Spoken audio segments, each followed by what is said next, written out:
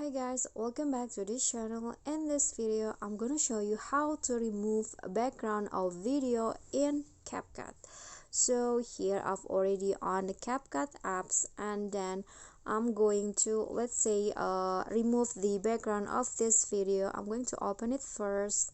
Okay, so here is the video that I want to remove its background.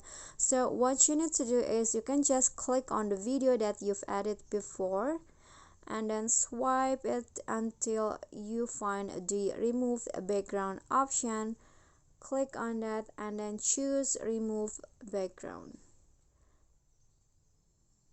Okay, so after that the background will be changed into solid color like this, and the processing's still running, and you can just wait until it finish.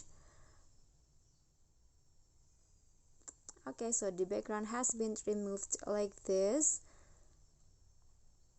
So yeah, that's it from me. If you got any question, feel free to drop it in a comment, and if you feel the video is helpful, don't forget to click like and subscribe for more contents. I'll catch you all in the next videos. Thank you.